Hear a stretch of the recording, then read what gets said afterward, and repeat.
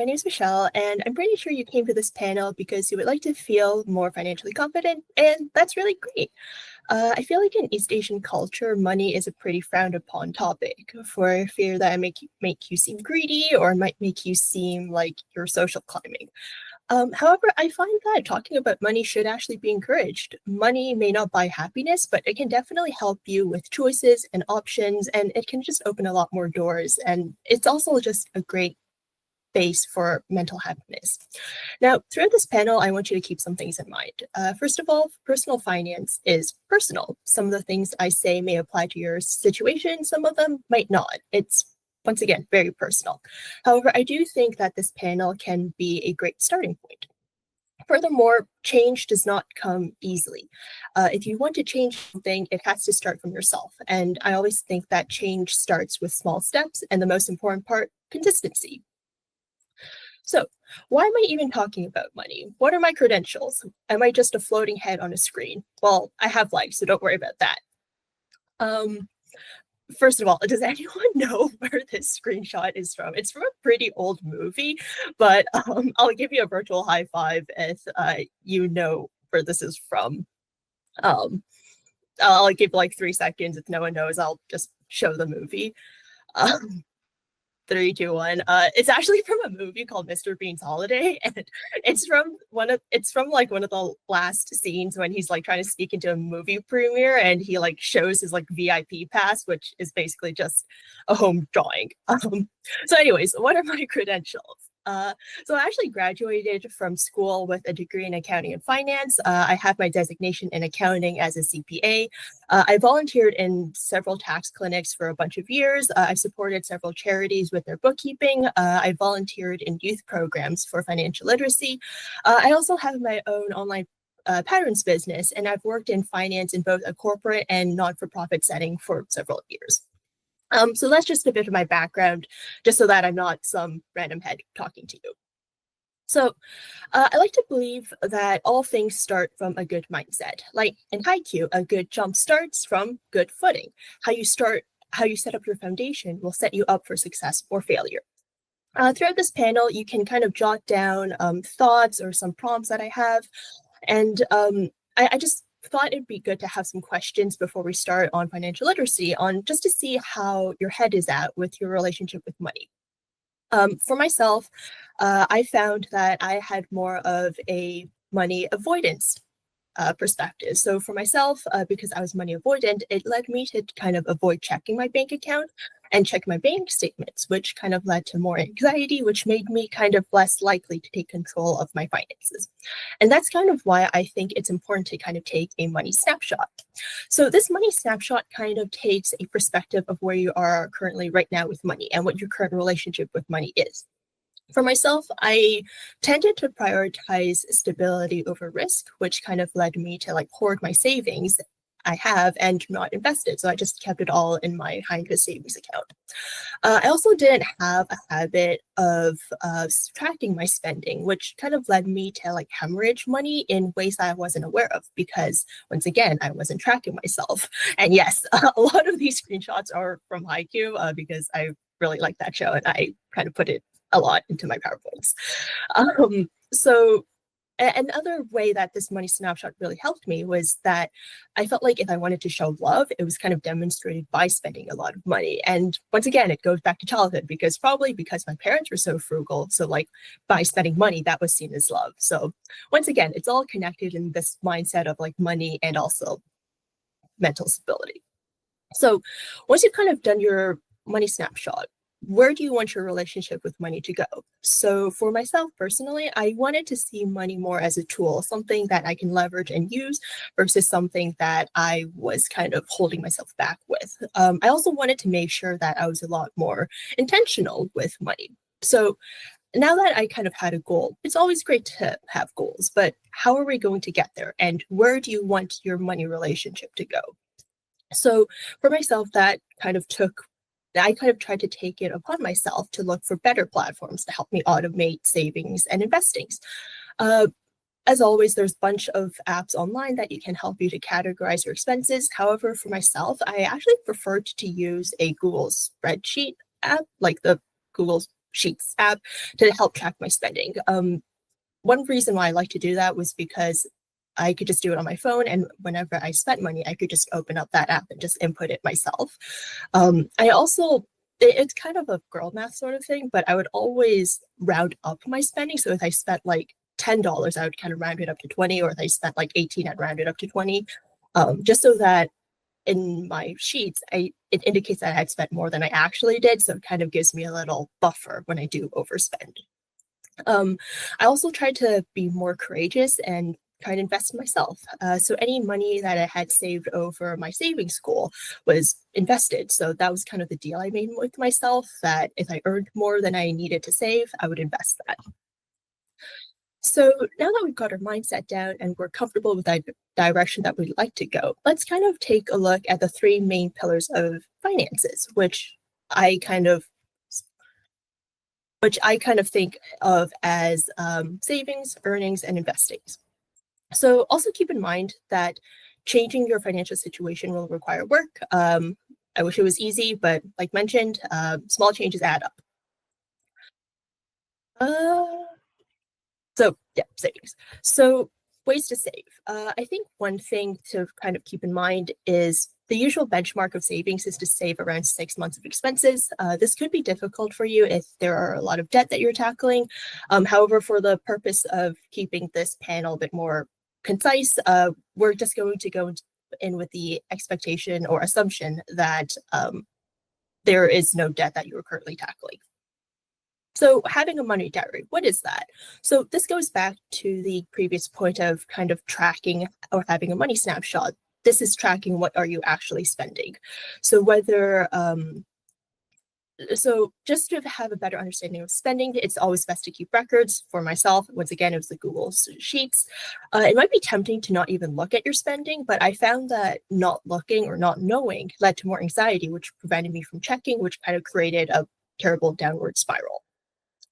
Um, in our day and age of 2025, living expenses are probably one of the major categories of spending, whether you're renting or whether you're paying a mortgage.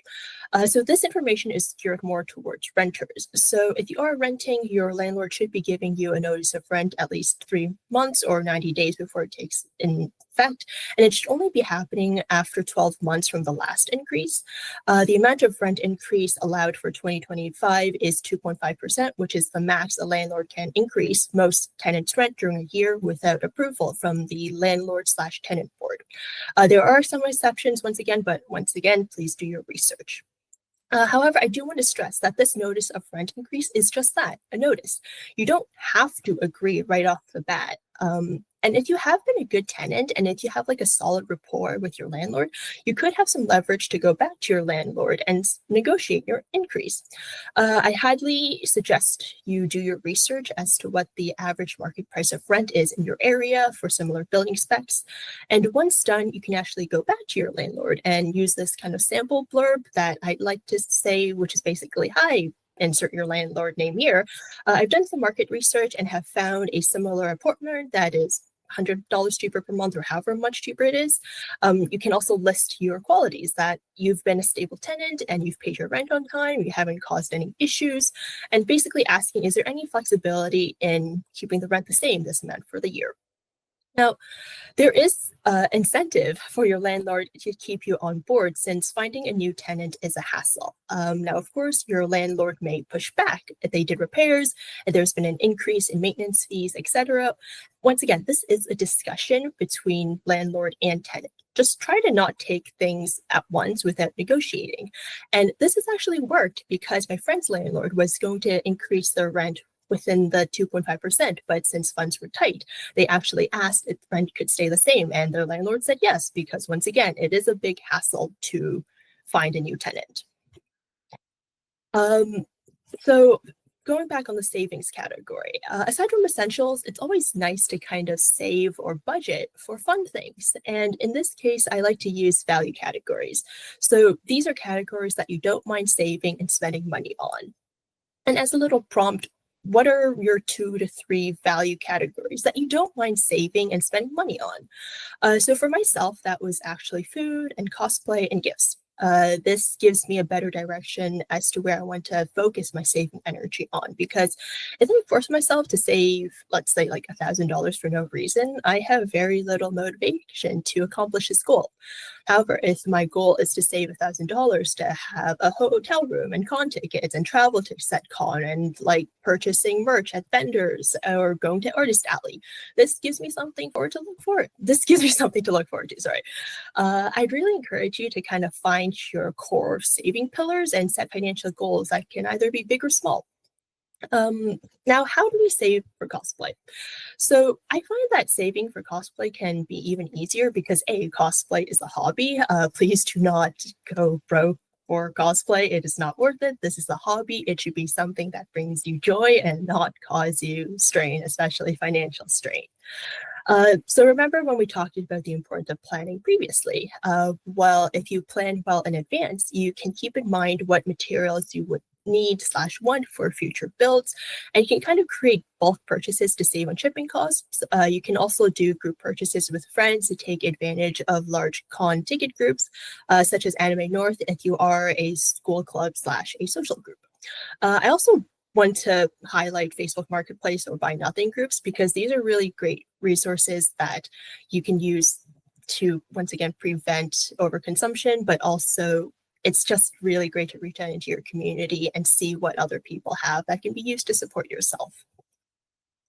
Now, taxes. There is one constant in life. Sorry, there are two constants in life: death and taxes. We cannot avoid the former, but we can do our best to reduce the latter. So I found that taxes don't really fit in with those three pillars for finance: saving, investing, or earning. But given that taxes is just such a large component of life, especially in Canada, I just thought it should have its own section. So it is recommended that even if you are a student or if you're unemployed, that it's always best to file a tax return, since you can still get the carbon tax rebate of around, I think it was $200, even if you have no income. As a student, it's also best for you to file your tuition amounts as a credit. So then you can use them to reduce your income on your tax return in the future when your income is higher and thus you pay more tax. As a tie-in to investing that we'll be discussing later, there are some common investing accounts that you could use that are tax exempt. These are, for example, the RRSP, a registered retired savings plan, or the FHSA, which is the first home savings account. And the great thing about these is that they allow you to deduct the amount of income you report, leading to less tax that you need to pay. And yes, I miss our tax holiday too. Being able to eat out without that 13% was so great. I went out for dinner yesterday and I was like, oh man, that really hurts. So if you do plan on opening any of these accounts that I've mentioned, you do need to be a Canadian resident, and the TFSA and the FHSA do require you to be at least 18 years old. You should also probably be at least 18 years old when you start investing, because if you're slightly younger, you might not be making the best decisions. So once again, always do your research. There are a lot of criteria that you might need to keep in mind but here's just a little chart with some of the key points that are summarized. The key points that I want to highlight is that contribution limits. So contribution limits mean that you can't just take $1 million and just like dump them into one of these accounts to have less tax on your gains for your investments. Because once again, CRA is not a nice boy or girl. They will put limits on the amount of money that you can put into these accounts. As listed for the TFSA, the limit does depend on the year, but it's around the 6K to 7K range. For the RRSP, for the retirement savings plan, the limit is 18% / some other criteria that you can find on the CRA website. And for the FHSA, this account is used for people who are trying to buy their homes for the first time, and it's a max of 8K per year to a maximum of 40K in that account. We can keep these accounts in mind when we get to the investing portion of the panel, but just for now, know that these tools are available should you choose to open one up. So we've talked about saving money. The next step I would think kind of leads off of that is how to earn more. And I find that this is the area that's the most exciting because personally, I find that this is the section that is basically unlimited. There is no limit to how much you can earn. That's all just in your own hands. If you are in a corporate setting, I would always encourage job hopping. I feel that previous job culture encouraged staying for the long term. However, a lot of companies, their budgets are more to invest funds in recruiting than it is for retaining. It's also a lot easier to negotiate a higher salary at a new job than it is at a current one, since uh, it's just very difficult I find to have that conversation with your managers and also with your superiors because everyone kind of just wants things to stay as a status quo and no one seems to want to shake that up. So when you ask for a raise, it just feels very difficult. Obviously, I would encourage you to ask for a raise first before job hopping. But if you ask for a raise, they say no, you find a new job and you say, hey, I'm leaving. And one of the reasons was because of a higher salary. And at your current job, they say, oh, hey, no, we can actually match you for that new job. I would still recommend you leave because they didn't seem to prioritize you to begin with when you said your requirements. Now, whether it's a personal or in cosplay, I would always recommend to have a different source of income or just have another source of income just so that you're not dependent on only one place. However, I do want to stress first that I encourage you to make sure that you actually have enough mental energy or time or physical resources to start a side business because starting a business is not profitable from the get-go. Uh, some people say that you should anticipate at least 6 months before you even see any revenue or even make a profit. So keep that in mind if you do want to create a side business. I also want to emphasize, you do not have to monetize your life. You do not have to monetize what makes you happy. Once again, cosplay is the hobby. Cosplay should be making you happy. However, if you do want to create money with cosplay, here are some ways that you could do it. And it's also how I created some money with cosplay, but we'll go into that. So I also find that for cosplay or for ideas for business, you should probably have two variables that you are controlling well. It is interaction with customers and also a high social media presence. Um, in cases like social media monetization, that's like being able to create AdSense on YouTube or being able to work with large brands. I always find that this requires a larger following, and you also probably need to post constantly and consistently for a high personal interaction.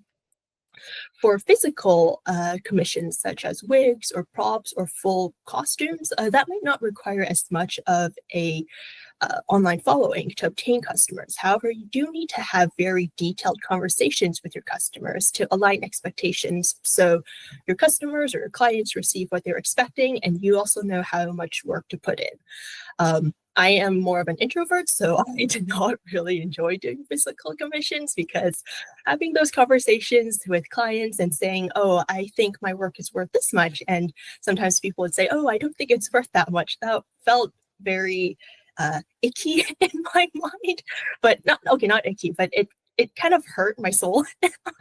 I think that was worse, but it just felt bad and I didn't enjoy those conversations. So that's why I no longer do physical commissions. Another option you could do are digital products. So this could be like tutorials or this could be templates. And I found that this is actually pretty low interaction because once you upload a product once, you don't really need to deal with it anymore. And aside from any adjustments that you want to make, you can generally just leave it alone and you can create new products whenever you want to. So for myself, I went with the route for Etsy to sell digital templates. You can just as easily start with Squarespace or Shopify or Wix, or even create your own website if you preferred it. I liked Etsy because I didn't plan on having a website and I just found it a lot of work. But if you already have like a blog on WordPress, for example, you can actually use WooCommerce to add a shopping cart into your existing website if you do desire that. If you do want to do physical products like mailing stuff out like stickers or keychains, there is a shipping brand called Chit Chats. I think they have a branch downtown as well that does cheap shipping / packaging that could be worth looking into. And I think they had some pretty generous rates if you were planning on shipping to US. So this is once again going to tie back into our previous slide with how a good jump starts from good footing or doing mental preparations. If you do plan on having physical products such as commissions, you will have to think more about storage of materials.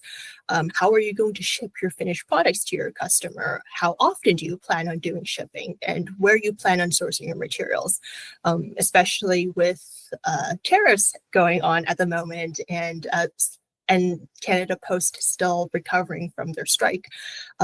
It's just a good thing to keep in mind as to how long shipping delays might occur. So I think I touched a bit on this before too, but I stopped doing commissions because it took up too much time and I would just get emotionally invested in the project. I really enjoyed the work I do, and so having to give it away kind of, once again, hurt my soul and made me feel a bit sad. And it was also just a hassle to ship because I feel like a lot of cosplay props, they have like weird dimensions and like some parts are really large and some parts are really fragile. And it was a hassle to figure out how to pack that. But once again, this is just something you should think about if you do plan on doing commissions.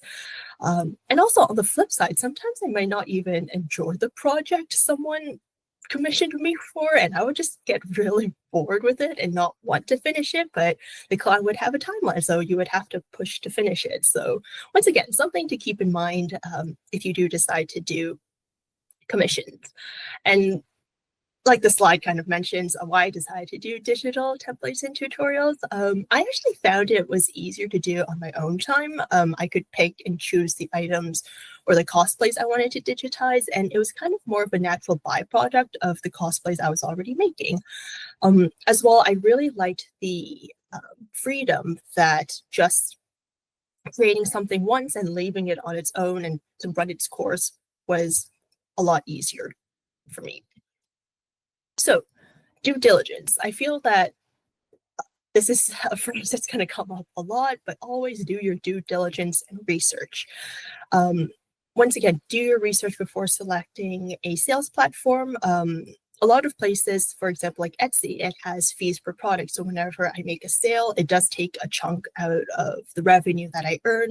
It is pretty high, so do keep that in mind. Places like Shopify, they have varied price tiers for level of service, whether you want someone to be assisting you, have 24-hour service. Once again, it all depends on what your needs are and what you plan on, how you plan on scaling up.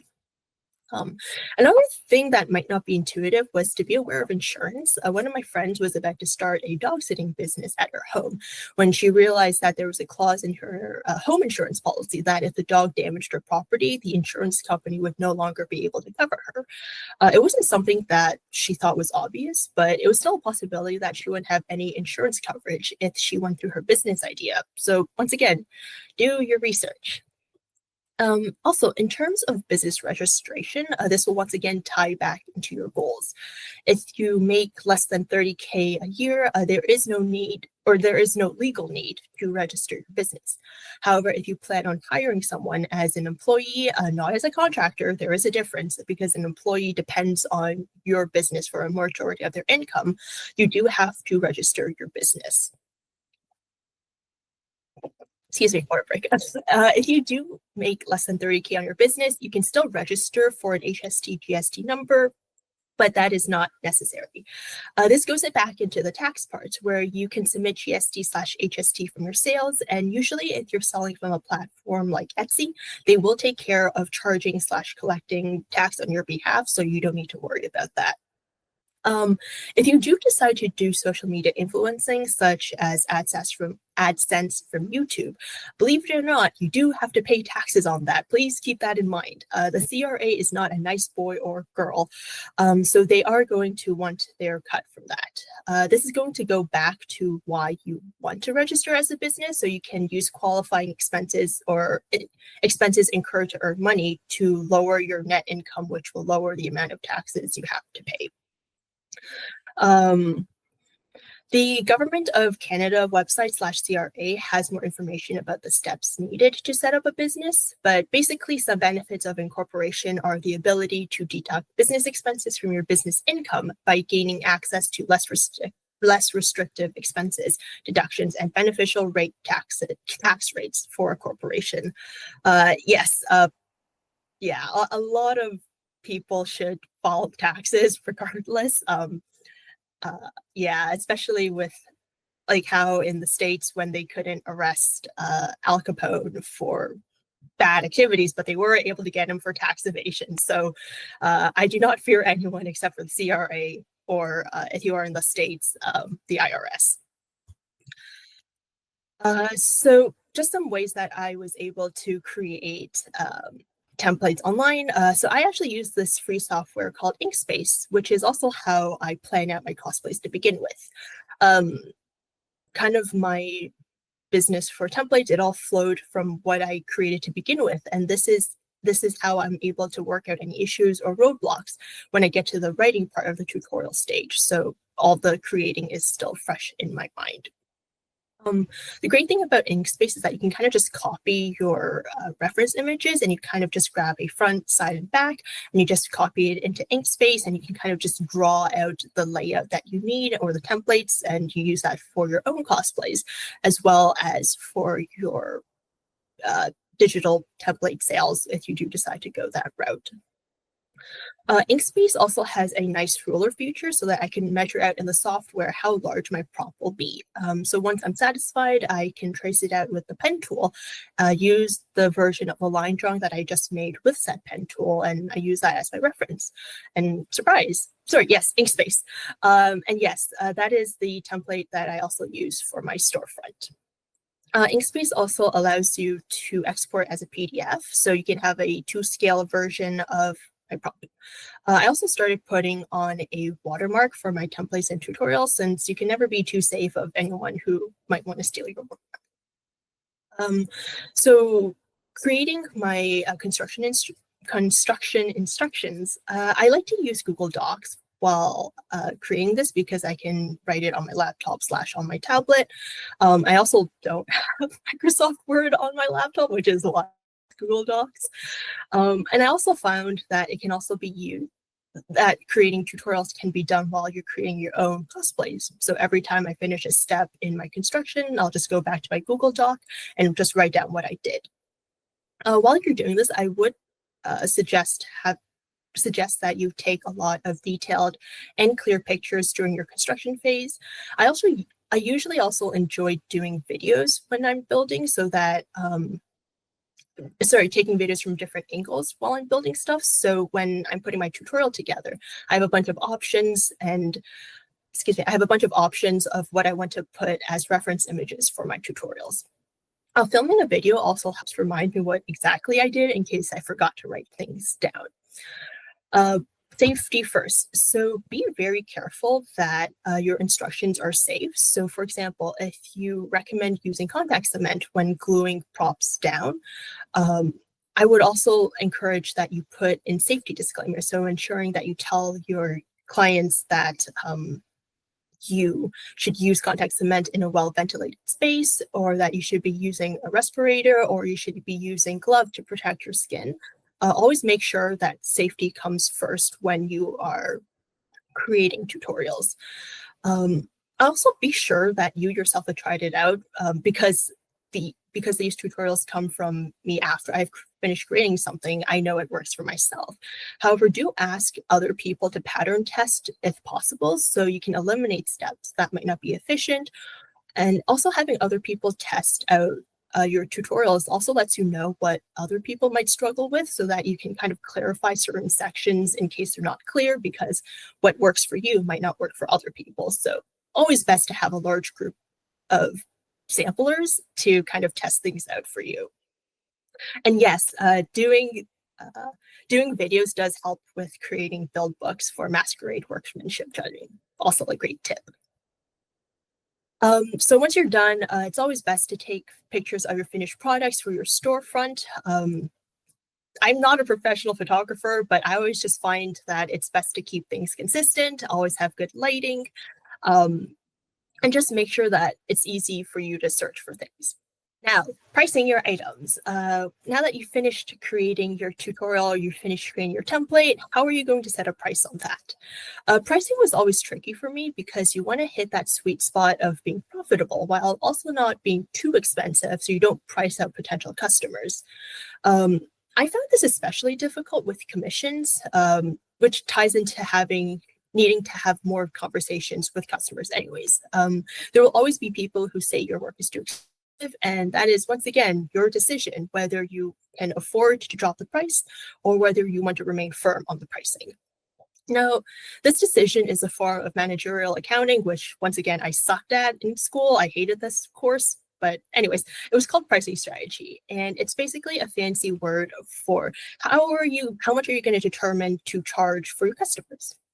And one of the most basic methods was to do cost plus pricing, which is direct materials plus direct labor plus overhead. And then you just add a markup divided by total units of whatever you're creating.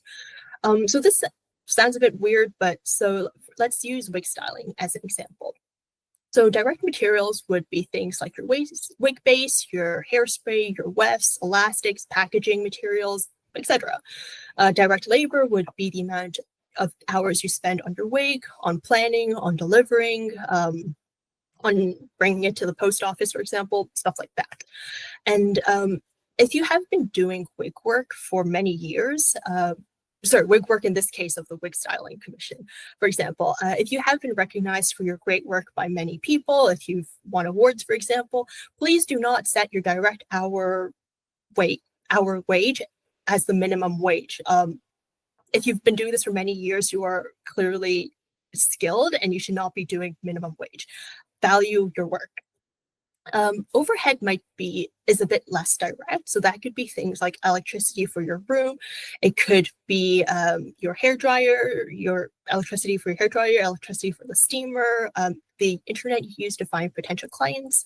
There are many items that go into your business that might not be entirely directly related, but that you still use for your business. But I think you start to get the idea of where overhead might come from. Markup is just whatever you really see fit. For digital items, it might be a bit harder to determine a price because how do I determine internet, for example? So for myself, what I kind of did was I actually looked at similar products online and I basically took an average. My product was a template only. I usually set it for $1.99 or $4.99. And if it comes with a tutorial, I usually raise it to around $10. Basically, I just didn't want my price to be too low so it looked suspicious or looked like a scam, but you didn't want it to be too high that you might price out potential customers. And basically, how do you determine what product you want to make next? So this goes back to how much time you're willing to invest into your business. I tried to see what products are doing well or / not doing too well. So I think I have a little arrow. Yeah, I have a little arrow on the chart where it indicates this chart basically indicates the amount of sales I had throughout time. And one way that you can kind of determine your next product is kind of see what might be popular trends. That's usually pretty helpful. So in my storefront, I had a Gi and Hakama tutorial, as well as a giant axe tutorial. And I tried to release these during Jujutsu Kaisen when these topics were still trending. And that really helped drive sales, which is what that purple arrow points to. And that at that point, that was when I actually started to get more consistent sales. But this was also a few months after I opened my shop. So remember how I mentioned that for a lot of businesses, you might not see a profit right away. This is what I mean. Like my sales were pretty flat and like very minimal until my products from Jujutsu Kaisen. So now this is all on the business setup side. What about customer interactions? So following up on the digital products option, you might have some customer questions or customer complaints. And to respond to customer complaints, sometimes it might be better to just give a refund than to risk a bad review. Once again, this is your call if you are willing to bear that risk. Also, will you be okay handling complaints for commissions, for example? I found it so important to set up expectations in advance. For my first one, I kind of just really excited that someone was willing to commission me. So I was like, oh yeah, sure, I can like do whatever you want. And then they asked for finishes. They kept asking a lot more for additional services that I hadn't planned in advance. So once again, that took up more time. I also felt weird bargaining or arguing for additional money because this was once again my first commission and I felt that, oh, I didn't have the experience to back it up. But once again, if you are going to be doing more work, you should be compensated for that. Please keep that in mind and do not feel awkward negotiating for it. When you're, especially for commissions, kind of know how you plan on doing your finishes. So do they want to have French seams to finish their sewing seams, or are they okay with just a zigzag stitch? Do they want something painted? Do they want something sealed, or do they want it with additional weathering? Like all these things are things that you need to discuss with your customer to see how much additional work you might need to do. Also, weirdly enough, doing color shades was a really difficult thing for me because sometimes lighting is hard to see in store versus like on the actual finished piece. So have that in mind when you do have commission discussions. Yes, clear communication of expectations is key. I was just really awkward at those discussions, and that's kind of what put me off from doing physical commissions in the end. But it was still very rewarding. It was just a lot of work.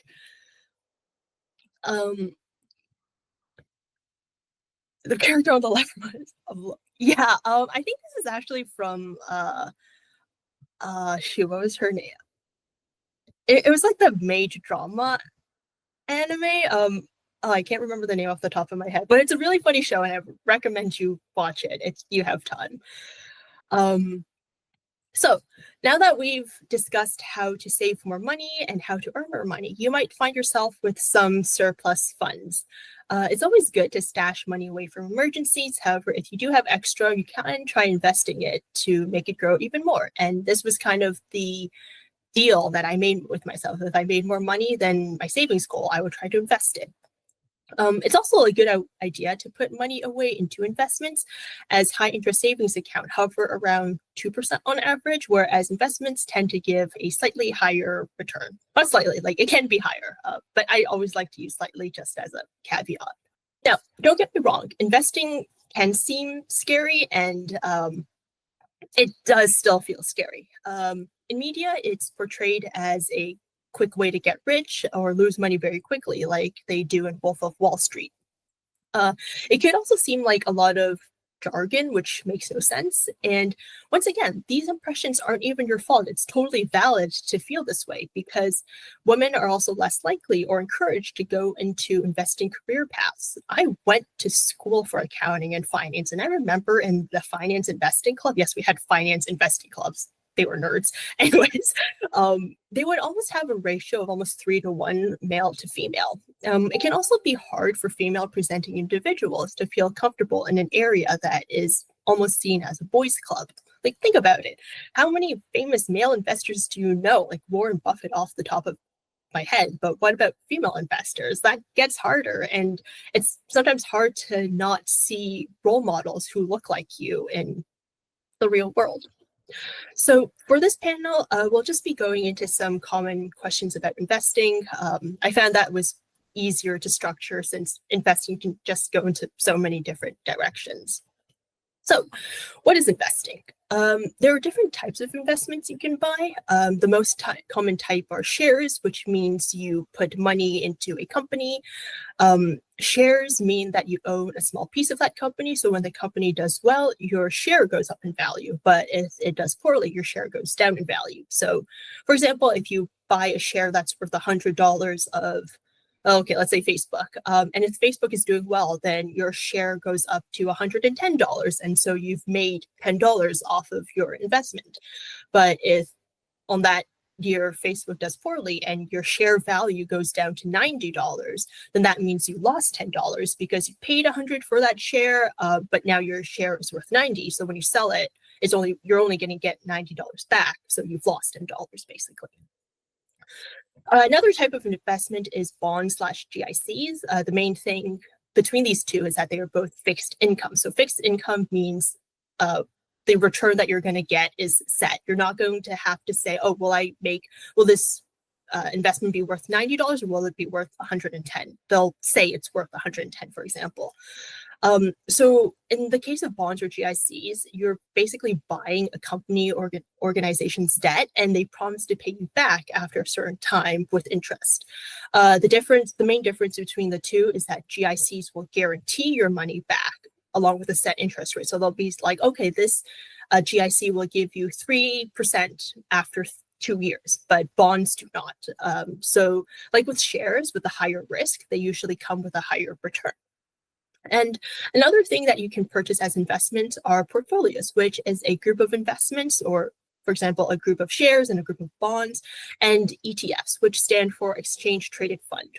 And that is an investment fund that lets you buy a large group of individual stocks in one go.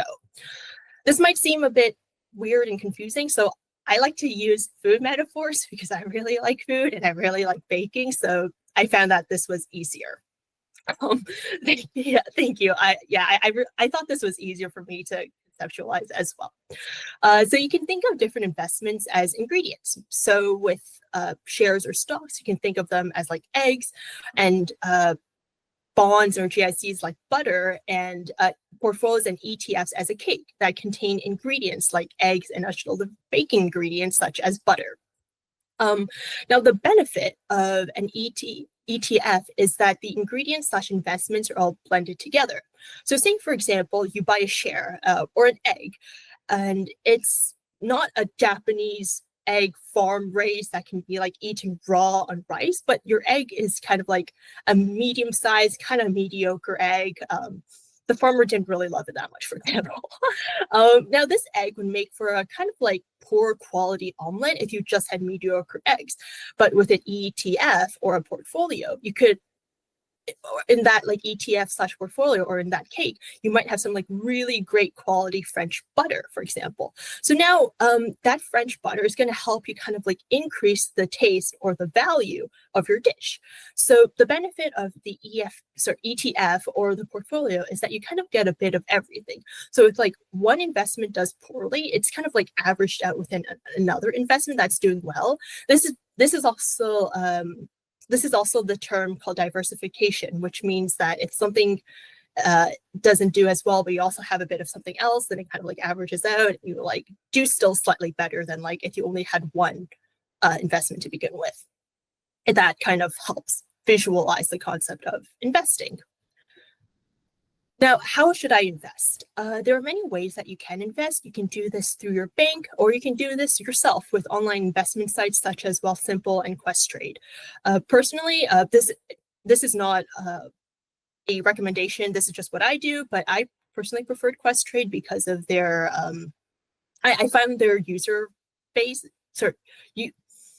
experience a lot easier to deal with. And I also just like the freedom of being able to do things myself. The key thing that you should look into when you decide on which investment platform you use is fees. Your bank may charge service fees on any money your investments make, or sites like Questrade will take a percentage of money your investments make. Like before, like I always say, please do your due diligence and your research. Now, once again, tying back to things we discussed previously in the panel, remember those investments accounts we talked about in the taxes section. You can open up an RRSP, a TFSA, or a FHSA to purchase things like shares, bonds, stocks, portfolios, etc. For TFSA, this basically allows you to pay no tax on any gains or any increase in values your investments make.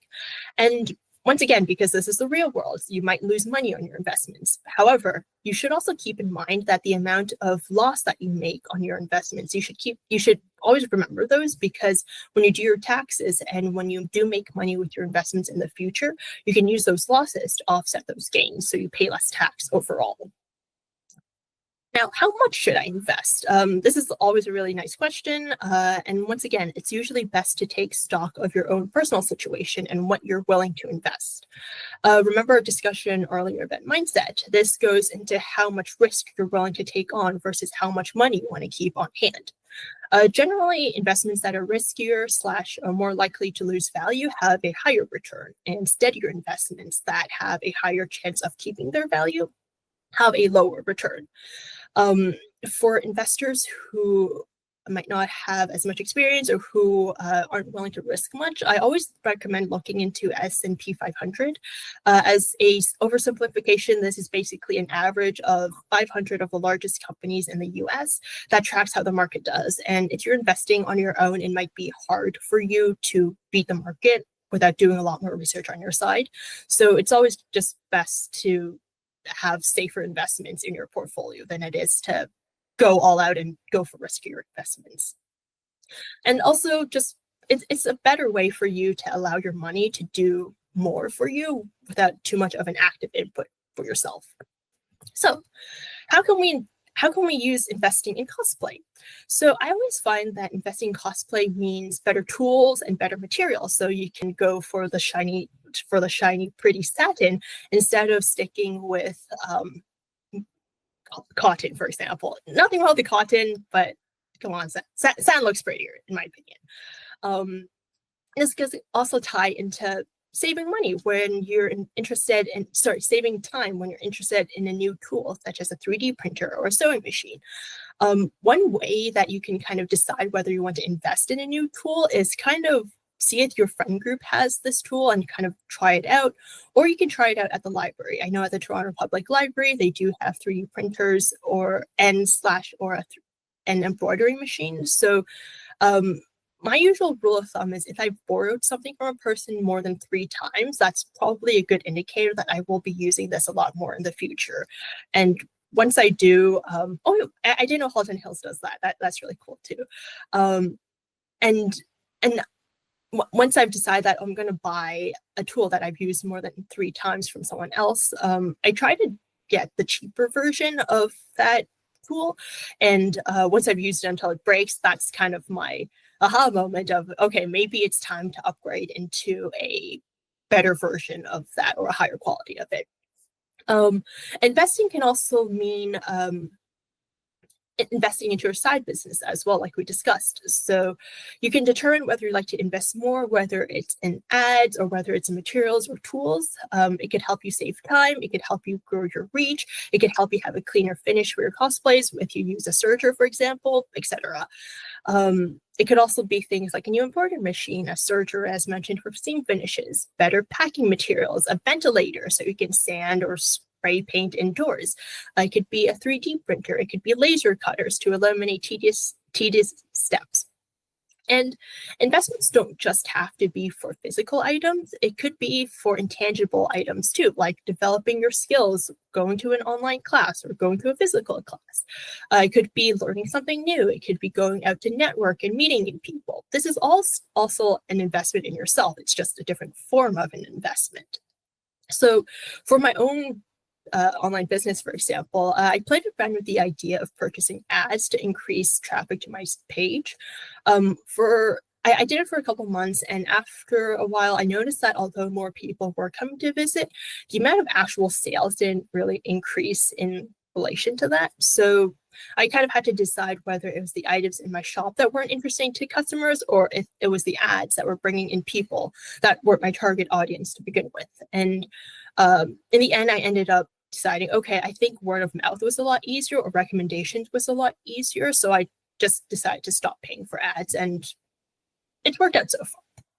So yeah, that was kind of a lot of information in one go. If you would like more information, I've added some resources here. this book called Poverty by America. It's a really interesting way as to what systematic and social barriers existed for people in America and that kept them stuck in poverty, and just what kind of policies helped or didn't help people who were actually trying to raise themselves out of poverty. This other book called Financial Feminist by Tori Dunlap, I really enjoyed her novel about why finance could be scary and also what steps you can take to become more physically confident. A lot of my panel, like the structure of it, it does follow the format that she has in her book, and she just goes into a lot more detail. So I would highly recommend giving her novel, and also she also has podcasts on Spotify if you are interested, that gives a lot of information on financial literacy. And finally, the last book, How Women Rise, Break the 12 Habits. I found that this is more geared towards white collar workers. So I had a lot of habits that I had that weren't really serving me. And it was kind of interesting to seeing how people have dealt with the same problems that I have in different situations. All these books are available on the Toronto Public Library. I'm sure it's probably available in other libraries in other cities as well. Would highly recommend these. They were a very interesting read. And yeah, it was just really fun. So yeah, that's kind of all I had for this panel. Let's stay in touch if you are available. You can find my work online on Instagram at michelle.hi.makes. My Etsy store is also the same name, and I do have a coupon code as a thanks for listening. It's literally thank you for listening. And I also am a Red Moon Cosplay ambassador, so if you do see anything you like on that site, you can just use my coupon code here. I have not read that shirt, but sorry, I have not read that book, but I will give that a read too. That looks interesting, and I will add that to my to reads list. But yeah, this was a really great panel. I will try to add my slides to the panel thread on Discord if you are interested. So that's kind of all I had. Thank you so much for coming, everyone, and I hope you all have a great day.